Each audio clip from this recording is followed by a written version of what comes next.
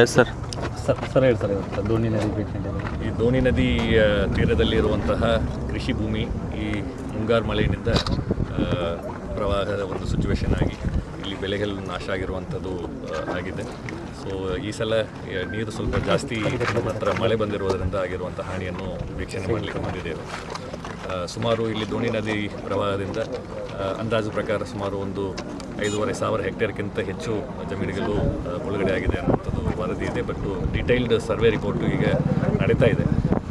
ನಮ್ಮ ಕಾರ್ಯತಂಡಗಳು, ಕೃಷಿ ಇಲಾಖೆ ಅಧಿಕಾರಿಗಳು, ನಮ್ಮ ಕಂದಾಯ ಅಧಿಕಾರಿಗಳು ಮತ್ತು ತೋಟಗಾರಿಕೆ ಇಲಾಖೆ ಅಧಿಕಾರಿಗಳು ಕೂಡ ಈ ಜಂಟಿ ಸಮೀಕ್ಷೆಯನ್ನು ಆದಷ್ಟು ಬೇಗ ಮುಗಿಸಿ ನಮಗೆ ವರದಿ ಸಲ್ಲಿಸಲಿದ್ದಾರೆ. ಆ ವರದಿ ಪ್ರಕಾರ ಎಷ್ಟು ಬೆಳೆ ನಷ್ಟ ಆಗಿದೆ, ಆ ಬೆಳೆ ನಷ್ಟಕ್ಕೂ ಕೂಡ ನಾವು ಪರಿಹಾರವನ್ನು ತಕ್ಷಣ ರೈತರ ಖಾತೆಗೆ ನೇರವಾಗಿ ಪರಿಹಾರ ತಂತ್ರಾಂಶದ ಮುಖಾಂತರ ಜಮಾ ಮಾಡುವಂಥ ಕೆಲಸವನ್ನು ಮಾಡ್ತೇವೆ.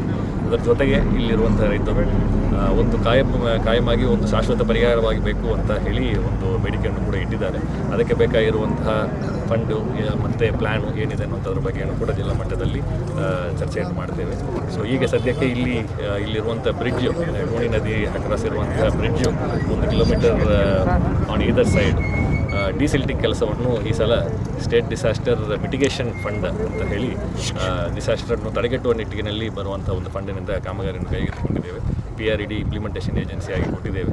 ಸೊ ಅವರು ಎಲ್ಲ ವರ್ಕ್ ಮಾಡ್ಕೊಳ್ಳಿಕ್ಕೆ ಸಿದ್ಧತೆಗಳನ್ನು ಮಾಡಿಕೊಂಡಿದ್ದಾರೆ. ಕಾರ್ಯಾದೇಶವನ್ನು ಕೂಡ ನೀಡಿದ್ದಾರೆ.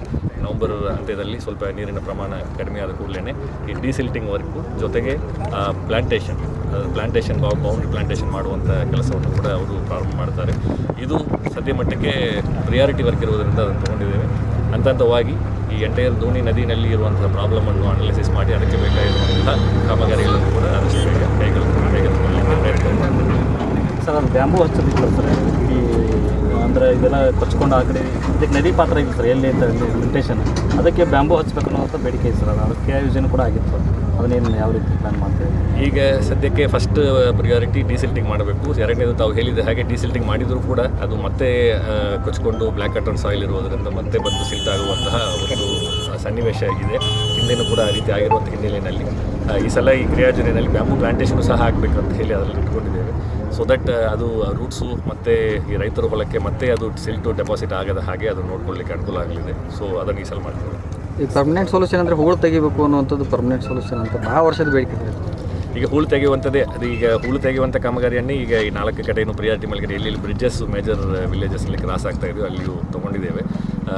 ಈ ಅನುದಾನಕ್ಕೆ ಅನುಗುಣವಾಗಿ ಈಗ ಎಂಟೈರ್ ಸ್ಟೆಚ್ನಲ್ಲಿ ಹೂಳು ತೆಗೆಯುವಂಥ ಕಾಮಗಾರಿ ಈಗಾಗಲೇ ಒಂದು ಕ್ರಿಯಾಯೋಜನೆ ಕೈನಲ್ಲಿ ಇದೆ. ಅದಕ್ಕೆ ಬೇಕಾಗಿರುವಂಥ ಅನುದಾನ ಮತ್ತು ಅದನ್ನು ರೀವರ್ಕ್ ಮಾಡಿಕೊಂಡು ಎಷ್ಟಾಗ್ತದೆ ಅಂತ ಒಂದು ಸ್ಟಡಿ ಮಾಡಿಕೊಂಡು ಅದನ್ನು ನಾವು ಸಬ್ಮಿಟ್ ಮಾಡ್ತೇವೆ proposal. Yes, thank you sir.